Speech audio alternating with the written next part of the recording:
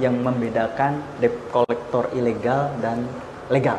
Ya, jadi begini ya, kalau kita melihat di banyak berita, kadang ada postingan juga di Facebook.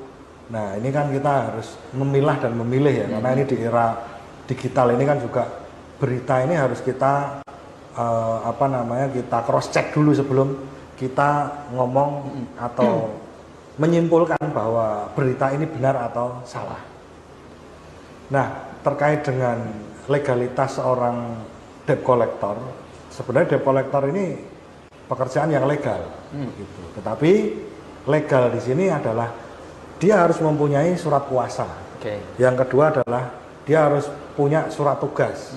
Nah, kalau seandainya mereka ini melakukan pekerjaan menagih atau yang lainnya itu tanpa ada surat tugas atau surat kuasa dari perusahaan, ya itu berarti bisa dikatakan sebagai ilegal, kan begitu. Nah, kalau ilegal ini apa? Ya otomatis semua perbuatan dia itu adalah melanggar hukum, begitu kira-kira. Nah, sekarang gini, terkadang ada debt collector yang hanya bermodalkan ID card salah satu perusahaan. Ya.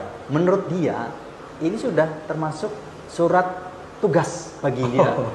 Itu bagaimana, Mas? Tidak boleh, jadi tanda pengenal atau kartu tanda pengenal ya, itu ya sesuai namanya itu hanya sebagai tanda pengenal gitu loh. Jadi dia itu sebagai mungkin dari perusahaan pihak ketiga, debt collector, atau dari perusahaan secara langsung.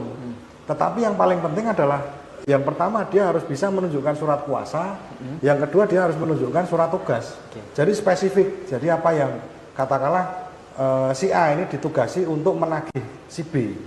Nah, ketika dia sampai ke rumah si B, ya dia harus bisa menunjukkan bahwa ini saya diberikan tugas oleh perusahaan untuk menagih si B.